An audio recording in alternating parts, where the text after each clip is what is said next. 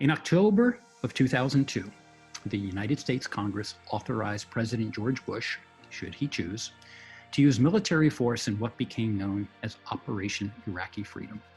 The war began on March 20th, 2003, when the US, joined by the UK and several coalition allies, launched a shock and awe bombing campaign in Iraq. Iraqi forces were quickly overwhelmed as coalition forces swept through the country, and it changed geopolitics in the Middle East for a long time to come. We continue to read about the war's impact at a country level. But what about the boots on the ground? The soldiers who go to work and went to work every day to fight in the service of their country. Thousands of those soldiers, who we know very little about, were severely injured and or sadly killed in action. For those fortunate enough to come home, having seen the worst of the human spirit in their enemies, what do they do when they leave the armed forces and they start a civilian life? One such combat veteran who grew up on Marine base but fought in the Iraqi war in the Army was a team leader with the 1st Battalion, 27th Infantry. Over the course of his military career, he was twice nominated for a Bronze Star and received a Valor Award while serving in Iraq. When he came home, he had left the Army, he chose to study mechanical engineering, and ultimately, he chose a new mountain to climb. Rather than going to work in the service of his country, he now goes to work in the service of someone else's good health. Given the COVID-19 crisis, is there any higher calling? Welcome to A Climb to the Top, Stories of Transformation on Talk Radio 77 WABC. My guest this evening, proudly, is Craig Henderson, CEO of a company based in Colorado called Extract Labs. Craig, welcome to the show. Thank you. That's a hell of an introduction. We appreciate what you have done in the service of your country, but I think now, given in your current life, what you do in the service of other people's good health. So tell us, Craig, before we even get to the military part of your life, I think it's important just to put into perspective what you do now, and then we'd like to backtrack it. So tell us about you, your organization, and what you do to go to work every day in the service of someone else's good health.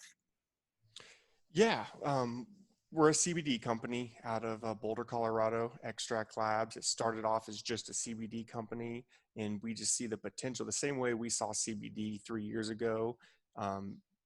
The cannabis industry has been around for the last 6-7 years. THC has been the main focus for a majority of the time. We really thought that CBD could help people. We never expected it to be a super profitable business, even though that's what it's turned into. And now, our vision is just what other cannabinoids are out there that people are underlooking, not looking at the moment. So we're focused on CBC, CBN, CBG. What other cannabinoids can we provide to the public that help and are not just there to get you high? Yeah, no, I appreciate that because there's a lot of acronyms here, CBD, all of those. Before we jump into your story of transformation, can you just put into perspective what that means when we hear all of these letters? What is the origin, and what do they do for people who need to turn to a potentially alternative mode of medicine? Yeah, so cannabis, they've been saying for years, and we've known for a long time, helps people with seizures, helps people with diabetes, anxiety, stress, sleep. And for the longest time, we all just assumed that it was THC, and really CBD and some of these other, and each one of these cannabinoids I'm mentioning, CBD, CBC, CBG, each one of them is a cannabinoid, just like THC. In the cannabis plant, there's thought to be about 120 cannabinoids. Today, we're well versed in maybe 2 or 3 of them. And we just think there's a whole lot more potential out there to dial in. We know that cannabis helps with sleep, but what exactly about cannabis could potentially help with sleep? Is it the THC? Is it the CBD? Is it a mixture of different cannabinoids? So that's really where our focus is at, is trying to dial in different issues, with people or pets, and how can we help best by, mixing cannabinoids in the right ratios. Right. So in your case, in the case of your company, you take the raw material, you then produce it into what is something that is refined, that can be packaged and offered to an individual who, in search of whatever that healing power is, they buy that? And what are some of the ways in which your customers consume what you're describing? We have a tincture, just a real simple ingestible oil in a dropper. It's the easiest way. We have soft gels, so it's the same oil solution, just in like a soft gel pill form if people don't like the taste of it.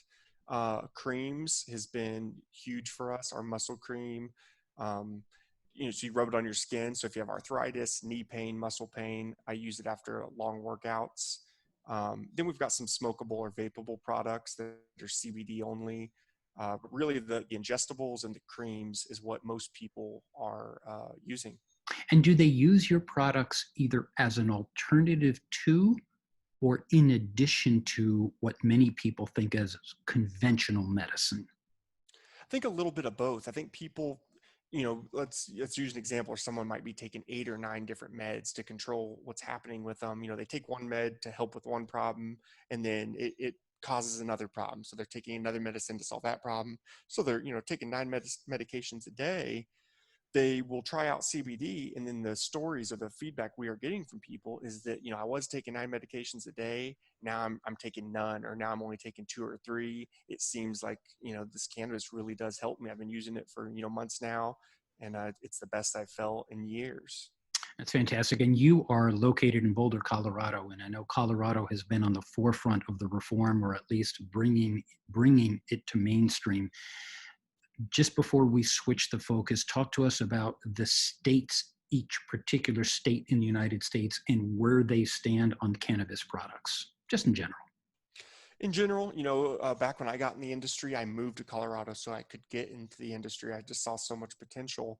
And at the time, there was 3, 4, 5 states. Now I feel like we're up to about 30 states that are, have opened their doors to cannabis. The whole country has essentially opened its door to hemp and CBD, even though some states are still kind of pushing back on it. So I'd say, 50, 60% of the country is really on board. At least state-wise, and in those states, maybe 50% of the people. I'm just guessing here. Yeah, and we'll continue to see that to evolve. But let's back up a bit. And now I'd like to get into your story, Craig. You grew up on a Marine base, correct? A product of a serviceman. For a short period as a child, yes. And then my parents moved around a lot. My dad tried going to school. We were kind of all over the place.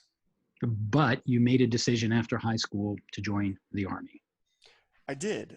September 11th, I graduated in 2001, right after September 11th happened. My dad has always been very patriotic. He went back into the military full time right after September 11th. Hmm. For a while, he discouraged me going in the military. He really wanted me to go to college. And then I don't know exactly what happened, but yeah, I chose to go to the military. I chose to take the infantry route. And why did you choose that? It's hard to think back. Maybe because I really wanted to go to college, couldn't afford it. My parents couldn't afford it. So maybe selfishly I chose it because I knew the military would give me the resources so that I could go to school one day.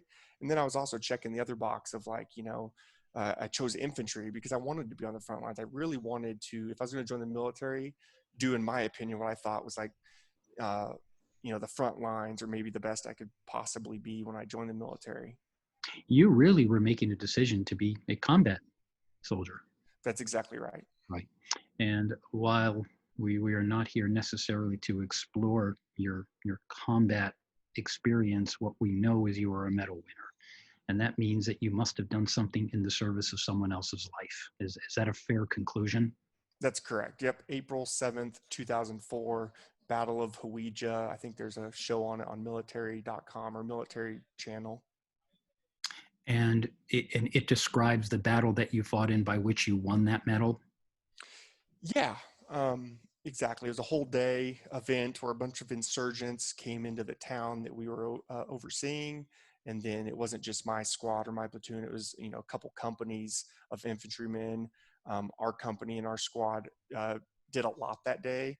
Maybe, yeah, that's about all I want to say on that. Yeah. And I appreciate that. And how long did you serve in the Army? 4 years active duty. 13 months of that 4 years was in Iraq. And then I did about 4 more years in the reserves while I was in college. And so let's get to that then. So you made a decision, you were coming back home, you were leaving the active duty, but you now decided to go to the University of Louisville. And I know you studied engineering. How come? Or mechanical engineering specifically. My dad had went to school for engineering and never finished. Like I said, he just give me a second. Yeah. He had gone to school for engineering. He was in the Marines, was an auto mechanic, went to school for engineering, and then, like I said, when September 11th happened, decided to go back in the military. He was about 2 semesters away from graduating and never got to finish. He went back active duty military and then ended up retiring from the military at a later age. And then I don't know, I was encouraged to just want to go to engineering school. I didn't do that well in high school, and I think I completely underestimated what engineering was. So it was I kept telling everyone in the military, I'm going to get out, I'm going to be an engineer, I'm going to be an engineer. And I think people thought I was joking, and maybe they realized how hard it was, and I did not. So I kind of saw it as a challenge. I got out and quickly learned that it was an extremely difficult degree, and that, for the next 6 years, full time, fall, spring, and summer, I had to buckle down, completely drop off everything else I was doing in my life to focus on this degree. And especially being out of high school so long and not really doing that well in high school, it was extremely hard to do well in an engineering program. And I ended up doing really well. I did so well in my undergrad that I got a full ride scholarship and a teaching position. They only offered 4 students every year to go to grad school. And that's how I got my master's degree in engineering. And so you stuck with it in spite of the fact that it was sometimes struggling, sometimes very difficult. You were committed to pursuing it. Did you have something in mind in the pursuit of that engineering degree? I used to tell people that, I didn't. I thought I knew what I was going to do. I thought maybe I'd go work at NASA or something. And then I was just dreaming like a child would, just, all these big delusions. And then I started telling people that, with this engineering background, maybe when I get out, I could, try to invent something, try to create something that the world needs. And people used to look at me like I was crazy because they were talking about their internships and what company Ford and GE they were going to go get jobs at. And to me, that just didn't seem interesting. And I didn't know what an entrepreneur was at that time. I just knew that I think with this knowledge I'm learning today, I might be able to create something. Then maybe I could start a company. And I didn't even know that was called being an entrepreneur. It was just something that I was extremely drawn to. Right. And your path then, I know you had some jobs out of college, whatever they may be, but ultimately it led you to make a very big decision about what you wanted to do and where you were going to do it. So what was coming to you with respect to the business that you're in now? What was drawing you to want to get into that business? And whether you called it whatever, entrepreneur or not, the fact is you started something from the ground up. Why? It's a very long story. I was always raised that cannabis was bad. I never smoked marijuana. I never used cannabis until actually I got in the military after Iraq. I was a little bit more open-minded. I was willing to try a few new things that maybe I hadn't tried in my younger years. I met some really cool college students in Hawaii, is where I was stationed. Some of my, coworkers or other, people in the military use cannabis, and I kind of got introduced to it. Still, the whole time I was using it in the military, thought it was horrible, thought I was doing something bad. Kind of that guilt was weighing on me. So I got out of the military, convinced myself that this was bad. I need to not do it. And I think I got in an argument with a friend about how he should quit. And so I was trying to do some research to convince him, like, look, man, this is why it's bad. You shouldn't be using cannabis. It's going to ruin your life. And every time I do research and watch a documentary, I would start convincing myself, like, maybe I'm wrong. So I'd watch another documentary, or I'd read some more. I'd do some research on my own, and like, wow, maybe my whole life I've been taught the wrong thing. Like, maybe this cannabis plant is good. So then I started using it again, really didn't like it.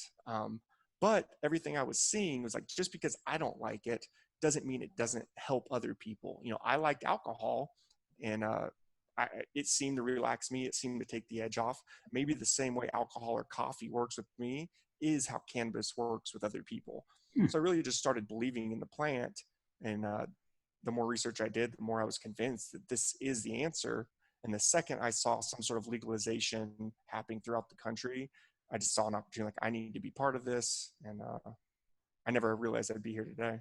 Well, you're listening to A Climb to the Top, Stories of Transformation on Talk Radio 77 WABC. I'm Chuck Garcia, and my guest this evening is Craig Henderson. He is the CEO of a company called Extract Labs. On that note, then, it's one thing to say, hey, I think this stuff really works. It's a whole nother thing to say, I'm going to start a company. What was the germ of the start of the company, and how did you continue to get it climbed up in spite of the fact that you didn't know this business other than what you felt it could do? I started how I actually got into the industry. I started growing weed. I thought, I need to learn how to grow this so that I can move out one day to a place where it's legal, and I was going to be a grower. At the time, there wasn't extractions. I just assumed the only way in this industry was to grow it. So I started growing in my basement, small grow, really fell in love with it, did it for 2 or 3 years while I was in college. That came to a screeching halt when my home got raided one afternoon. Then after that, I decided I should probably get my head out of the clouds. I should probably quit worrying about this. I should focus on a job. I was still in college at the time. Got a great job offer from DuPont before I graduated. But the whole time, it just kept weighing on me. I really want to get out to Colorado. I really want to get out to California. So I was just contacting as many people as I could in these 2 states, just looking for a job. And then I thought if I could get a job out west in the industry, learn some more about it, then maybe I can save up some money. Then maybe I could start something of my own. Right. Go So ahead. even though you started growing it, that was your experimentation, so to speak, about getting your hands into it. That's a different thing than hiring employees, getting an office, finding your own place. How did all of that happen, given you were an army of one? Yeah, so I ended up getting a job with Apex Supercritical, a CO2 extraction company. Amazing job. They moved me out to Colorado. I started a location out there. Spent the next 3 years just training people in the industry how to do extractions. And the whole And time I was training. Craig, to just explain for our listeners, what were you extracting and for what purpose? Yeah, so this was 2014. E-cigarettes were popular, and we started hearing about cannabis oil going into like e-cigarettes or edibles. And one of the cleanest ways to do it was to take the cannabis plant material and extract it via CO2, and you'd get out like a raw extract, and then that extract could then be put into a vapable product or an edible. This was really starting to blow up in 2014, 2015. A lot of the big companies you see today, myself and our company Apex worked with these people, teaching them how to make these extracts. And the whole time I was teaching these companies, I was learning more and more and more. It wasn't just simple extraction anymore. It started the refinement process of this oil was getting more and more in depth, and then it turned into separation of cannabinoids. So that was my job for 3 years, traveling the country, traveling the world. Everyone between 2014 and 2016 wanted to be in the marijuana industry. Whole time I was doing that, people kept talking about CBD. There's this rumor that CBD helped for certain things. No one really knew where a big source of CBD would come from. And then in 2016, I learned that industrial hemp, which in 2014 was legalized, contained lots of CBD. Still, no one was paying attention to it. Still, no one was extracting it. So this is when I saw an opportunity and coincidentally, at the same time, I'd lost my job with that company a day after I filed for divorce. So December 2016 was pretty rough. Indeed. And thought, now's the time. Let me, I think I know enough farmers. I think I know enough customers. I bet I could do some hemp extractions in my garage and probably support myself off of the knowledge I have and the small amount need of CBD that I was aware of. And it's an interesting turning point here, because you took what adverse circumstances in your life, but you didn't give up. You decided that you were going to turn this into something positive. But it's another thing now. You've got to build did you have in mind, I need to build an organization, and I need to get revenue, and I need to manage expenses, all of those things. When did they come into your mindset, and what'd you do about it? It was all very overwhelming, because you're right. I think I did think of all these things, but at the time I knew that I can't focus on too much of the, of the noise, all the other things, that the things that should get done, I need to focus on what needed to get done. And that was get the plant material in the garage, get a small amount of equipment, make some equipment if I have to. And if I can start generating revenue, then maybe I can hire an employee. So my idea of a large organization was maybe 3 or 4 employees. Would be at my garage, my basement. Maybe one day we'll get a small building. Um, that's about as far ahead as I thought Right. for the first 6 months. It was just trying to learn the process and find customers. Well, as you were evolving, then were you adding one, two people? Four became eight, became 16. How did that all go? And then what were the challenges in building all of that while you're still trying to get this product to market? That's exactly what happened. It started with 1 and then 2 and 3, 4, 8, found a building, outgrew that building in 3 months, had to break the lease on that and pay that guy a bunch of money to get a bigger building, outgrew that building in a year, Wow. didn't break the lease on that, just got another building really close to it. The challenges are just everything you could possibly imagine from, hey, we want to make a product. Okay, we got a product made. Now, how do we sell this to people? It started off with a picture on Instagram and a Sharpie marker labeling what it was. And then people would mail us some money or PayPal us some money. We'd mail them a product. All Like, right. okay, now we need a website. Like, oh, now we need to actually get labeling. I've never made a label for a product in my life. I don't know how to do that. All So right. just every single part of a business, I knew nothing about, just slowly evolved. And and luckily, I was super lucky to start getting good people on, or even some of the people from the very beginning, hired them off of Craigslist.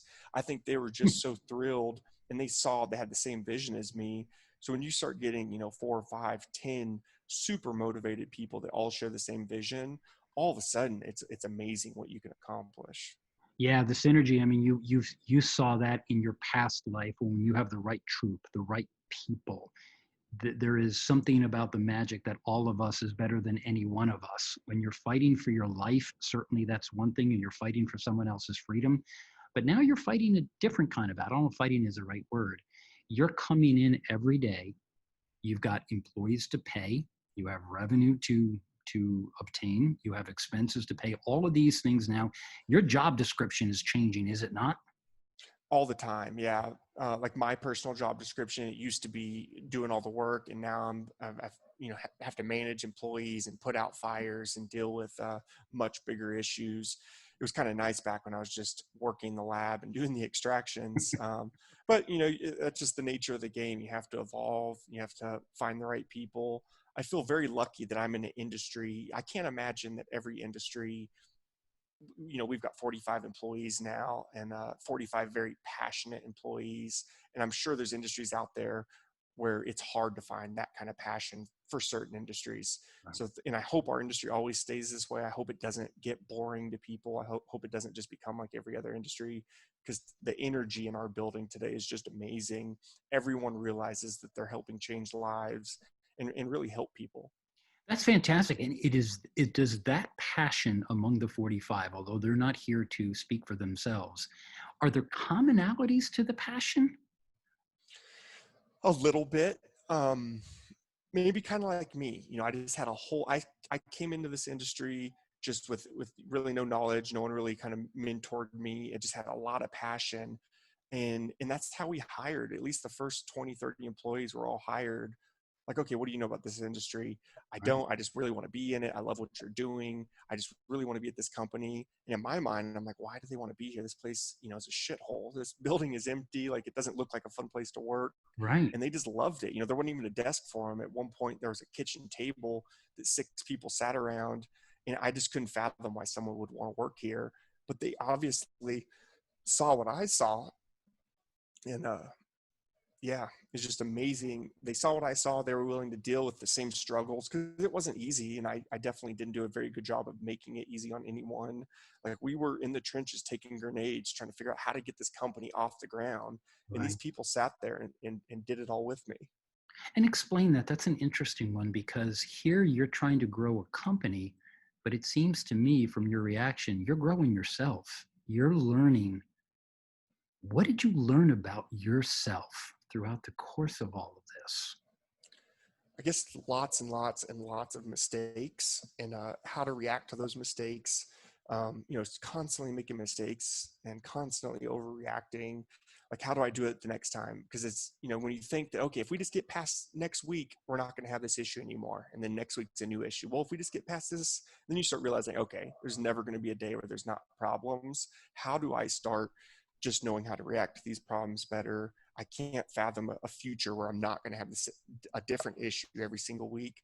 So if I can just learn how to deal with issues better instead of freaking out every time, and get people on board, like, look, guys, it's never going to be easy. This is the way it's going to be. It's always going to be hard. Let's find a good way to adapt to these issues just so we can continue climbing the way we are. Right. You were in the Army where you led troops and were led by others. This is typical in a service organization.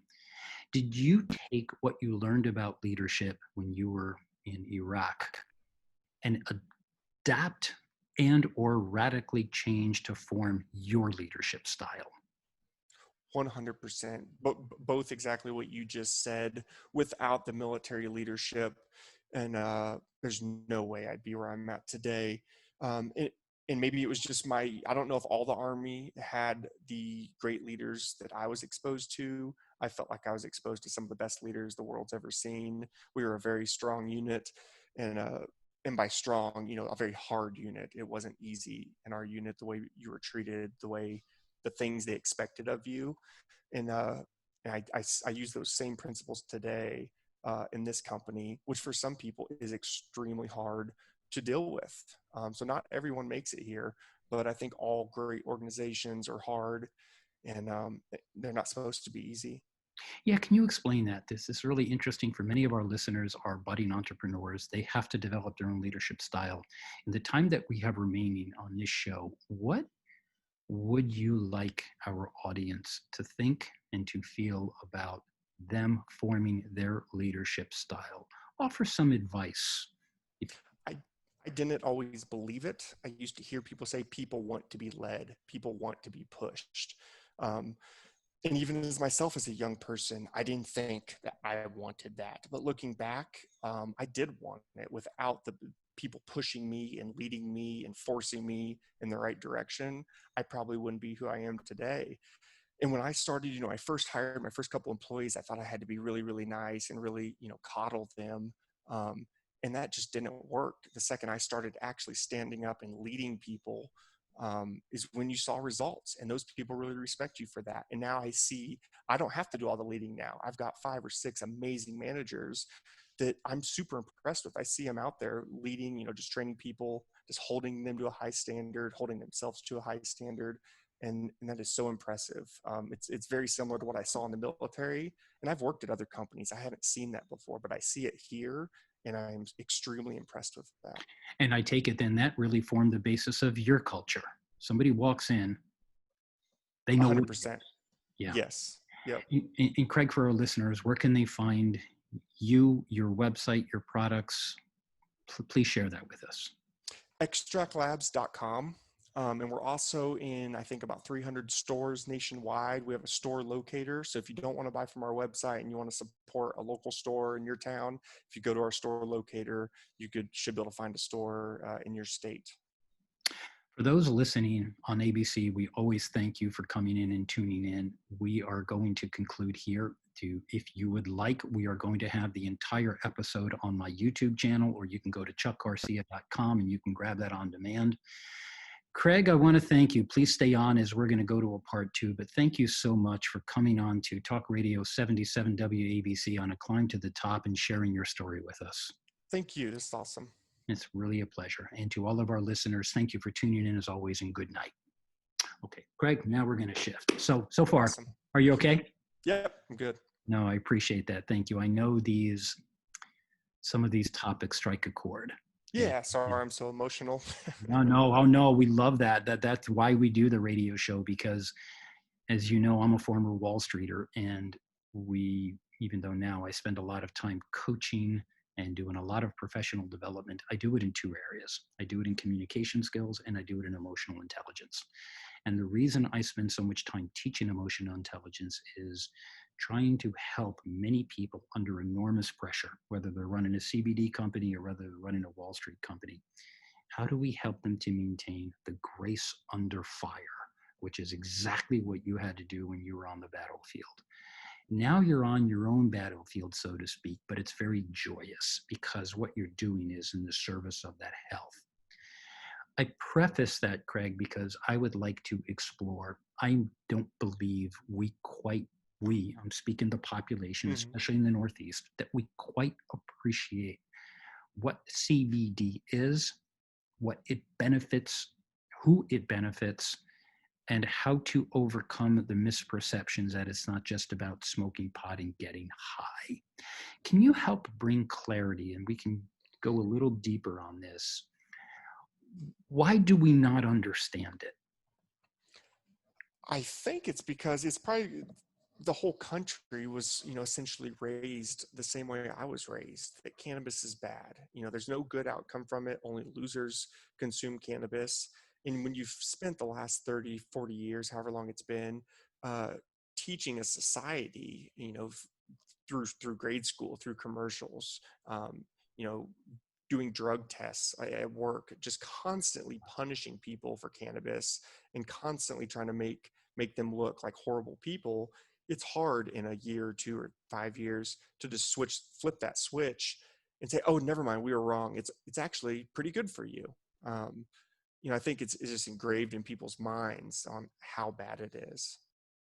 Yet, we live in a capitalist society, in a free market, so to speak, with rules and regulations.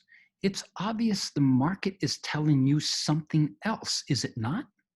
Yeah, in my world, everyone consumes cannabis. So when Right. I hear of someone saying, "Oh yeah, I had to quit because I'm going to get drug tested at work," or "Yeah, I'm on probation, I'm not allowed to do that," or "It's not legal in my state," it always like kind of confuses me because in the last 5 years of my life, cannabis is just everywhere, and it's hard to believe that there are still places that are punishing people, or people are losing their jobs because they might have smoked a joint on Saturday and now they have to come to work on Monday, and Then how do you, or are you conscious of fighting the misperception, or do you at all? um I think I used to fight it a lot more when I first got into this industry. The first 2 or 3 years, I was constantly in battle with my parents, so much so that we didn't talk anymore. And I constantly felt the need to be posting on my Facebook or my social media about, look at me, I'm with the cannabis plants. Constantly maybe trying to push it in people's face, like, look, it's not so bad. Look, I'm getting paid for this. This is my job now. Um, and I think I've just kind of let up on that fight a little bit. To me, the first 2 or 3 years, I felt like the need to share it. Maybe the last 2 or 3 years, uh, I forget that it's even still an issue out there. And every now and then, I'm reminded that it still is an issue for a lot of people. Yeah, no, I appreciate that. I wonder if we can, a little latitude here, if we can explore something.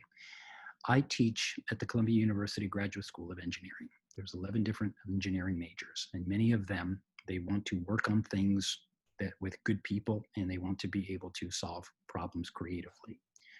What I also know about many of those very smart students is many of them are crushed under the weight of parental expectations. The parents believe they're going to do A, and all of a sudden one day they said, you know what, I'm going to do B. That doesn't make them bad people. It's just they've made up their mind to do their thing in spite of contrary expectations. Is that what happened? Well, let me even back up. You served in your country. You were a combat veteran. Your father was in the service, so he understood you. Yet, you had a rift that had nothing to do with the Army and everything to do with the profession that you've now just chosen. Was it because of mismatched expectations? It definitely created a rift. I felt when I was in the Army, my parents were extremely proud of me, still are today because of it. When I went to engineering school, parents extremely proud. Um, the second I decided I want to get involved in cannabis, then I think in their minds, they thought I was just, losing my mind. They've lost all control. What a horrible son. How could he do this to us? I don't know. I didn't really talk to them much. I knew they were very upset by my decisions. I discussed earlier on the show about growing cannabis in my basement. That broke their hearts. After I got in trouble for it, or I actually didn't get in trouble, but after my home was raided, they thought I wasn't a fit parent. just, so much happened. And for 2, 3, maybe 4 years, we really were not on talking terms. So yeah, I think as long as exactly what you said, I think parents have high expectations for their kids, and occasionally kids decide to take a different path. Not that it's a bad path, but parents might not understand until you can years later show them, like, look what I've done. So I think my parents are extremely proud of me today.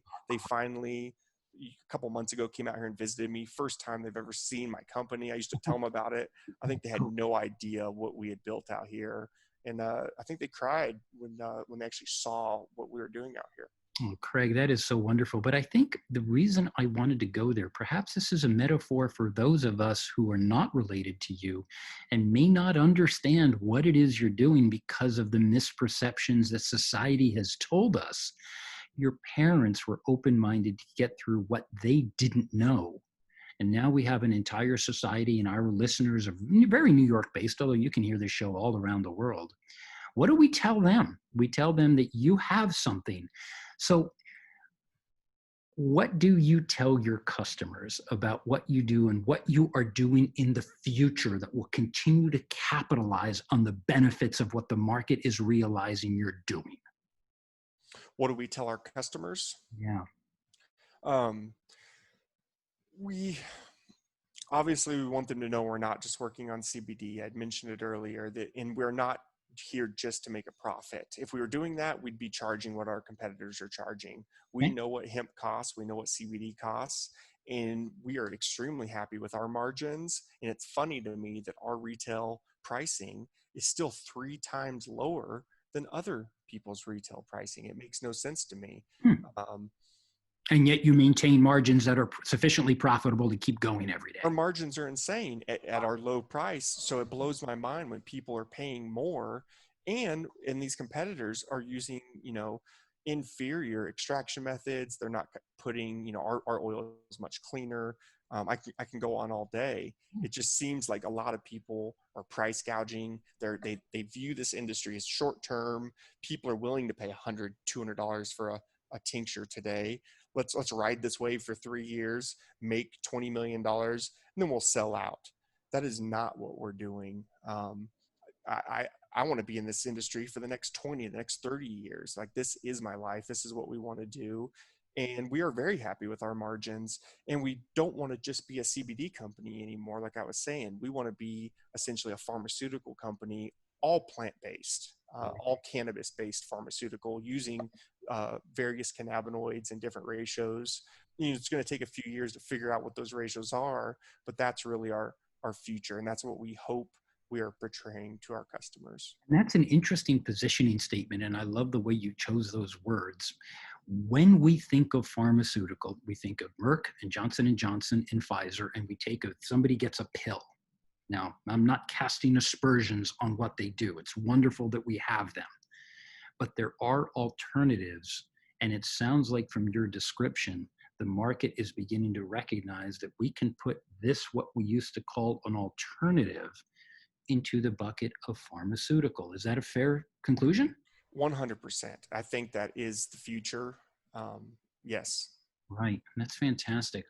Well, I'd like to conclude then very much with the people side of your business. And while you've told, and thank you so much for sharing your story, what do you find for people that come to extract labs or otherwise about what are the qualities that people should embody in order for them to succeed, whether it's the military, extract labs, or wherever they may be?